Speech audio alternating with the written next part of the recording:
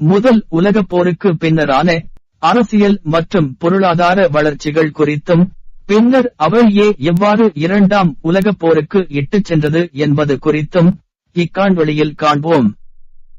முதல் உலகப் போர் 1914 ஆண்டு தொடங்கி 1918 வரையும், இரண்டாம் உலகப் போர் 1939 ஆண்டு தொடங்கி 1945 வரையும் நடைபெற்றது.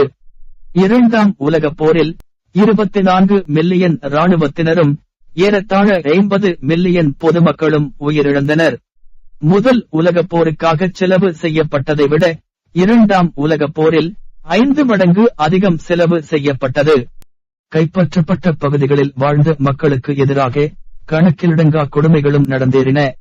இரண்டாம் உலகப் போரானது உலக ஒழுங்கமைவில் ஒரு மாற்றத்தையும், பெரிய நாடுகளிடையிலான அரசியல் அணிசேர்க்கையில் மாற்றம் ஏற்பட்டதையும் குறிப்பாய் உணர்த்தியது.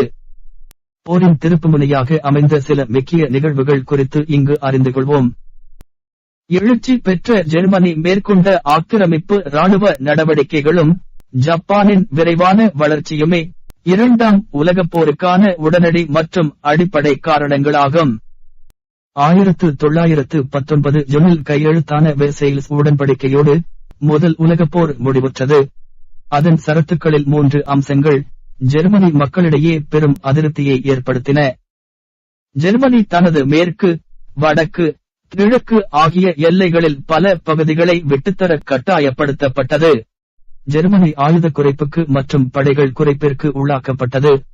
காலாட்படை, கப்பற்படை, விமானப்படை ஆகியவை மட்டுமே அதன் வசம் இருந்தன. போரினால் நேச நாடுகளுக்கு ஏற்பட்ட இழப்பிற்காக ஜெர்மனி இழப்பீடு வழங்க வேண்டுமென எதிர்பார்க்கப்பட்டது.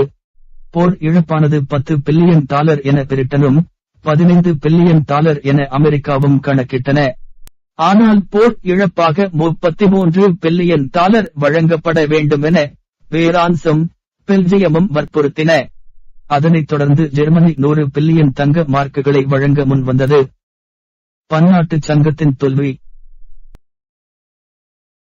இச்சங்கம் நாடுகளிடையே பிரச்சனை ஏற்படும் போது நடுவராக இருந்து பிரச்சனைகளை தீர்க்கும் எனவும், இராணுவ ஆக்கிரமிப்பை மேற்கொள்ளும் நாடுகளுக்கு எதிராக நடவடிக்கை எடுக்கும் எனவும் எதிர்பார்க்கப்பட்டது.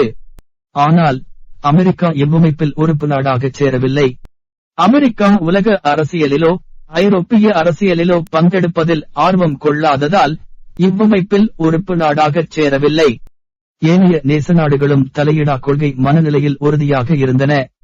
இதன் விளைவாக பன்னாட்டு சங்கம் ஒரு பயனற்ற பன்னாட்டு சங்கமாக இருந்தது. முதல் உலகப் போருக்கு பின்னர் ஜெர்மனி. வெர்சைல்ஸ் உடன்படிக்கையின் முக்கியமான 3 சரத்துக்கள், குறிப்பாக போர் இழப்பீடு தொடர்பான சரத்துகளின் தாக்கத்தால் ஜெர்மனி பெருமளவிலான வேலையில்லா திண்டாட்டத்தையும் கடுமையான பணவீக்கத்தையும் அனுபவிக்க நேர்ந்தது. மேலும் அதனுடைய காகித செலாவணி முழுமையாக மதிப்பிழந்தது. அடால்ஃப் ஹிட்லரின் எழுச்சி.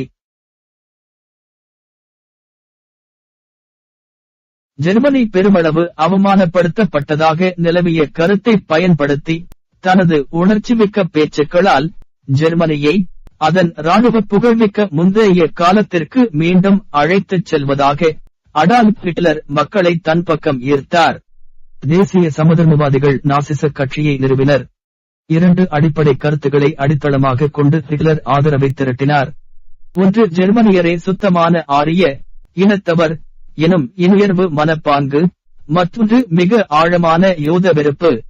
1933 ஆண்டு முதல் 1945 வரை ஜெர்மனியை ஆட்சி செய்தார்.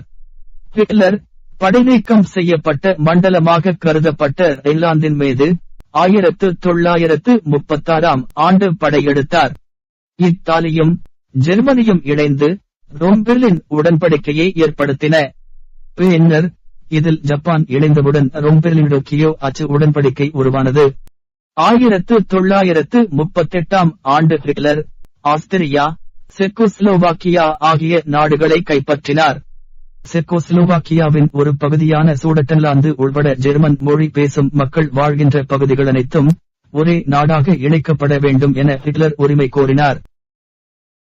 நேச நாடுகளும் தலையிடா கொள்கையும்.